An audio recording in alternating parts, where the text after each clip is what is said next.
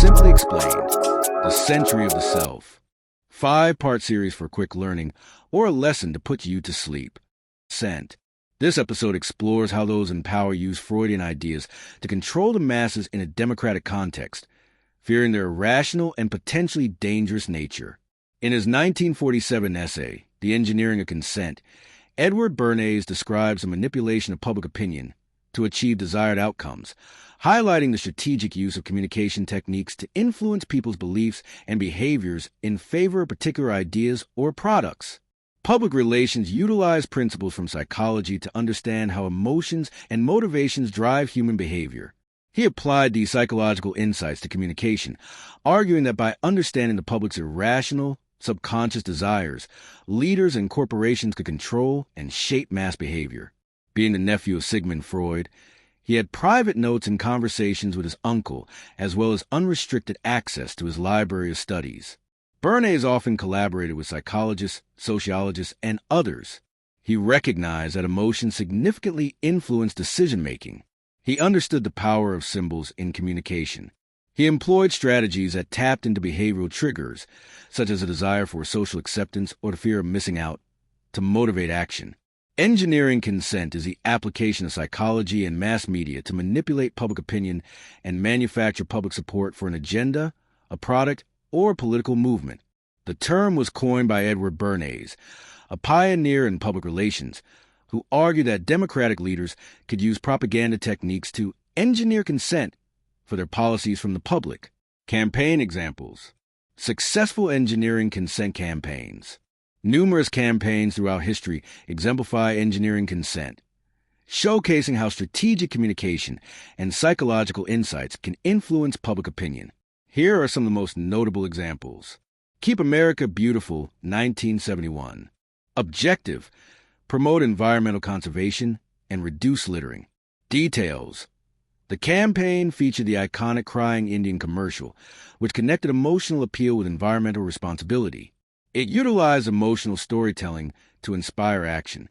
Impact: the campaign led to significant public awareness of littering and sparked ongoing initiatives for environmental conservation. Dove Real Beauty Campaign, 2004. Objective: challenge traditional beauty standards and promote body positivity. Details: Dove launched a marketing campaign featuring real women of various shapes, sizes, and ethnicities. The messaging aimed to redefine beauty and encourage self-acceptance. Impact: the campaign received widespread acclaim and transformed how beauty products are marketed, influencing broader societal conversations about body image. In the 1950s, the United Fruit Company, now Chiquita Brands International, hired Bernays to protect its financial interests in Guatemala. The democratically elected government of Jacobo Arbenz Guzman had initiated land reforms that threatened to nationalize and use United Fruit land. Bernays orchestrated a sophisticated public relations campaign to turn U.S. public opinion against Arbenz. He worked to brand Arbenz's government as a dangerous, Soviet-backed communist threat, preying on Cold War fears. The campaign helped secure American public and political support for a 1954 Psy-backed coup that successfully overthrew Arbenz and installed a military dictatorship favorable to United Fruit's business interest. Psychological techniques for engineering consent were rooted in his belief that the masses are irrational and easily swayed by appeals to their subconscious desires. Bernays understood that people's decisions are often driven by deeper, hidden motives rather than conscious thought.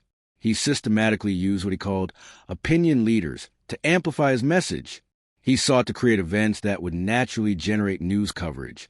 Bernays believed that people were governed by herd instinct. He aimed to tap into this need to belong by creating narratives of conformity and social desirability.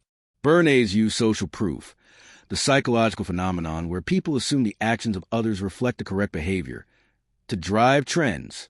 The concept involves tailoring messages to resonate with specific audiences, leveraging emotional appeals, and engaging influential figures to foster favorable perceptions and behaviors. By understanding human motivations and societal norms, practitioners can shape consensus around ideas, products, or initiatives, ultimately influencing public attitudes and decision-making. Thanks for listening. Remember, what you let into your world will affect what comes out of your world.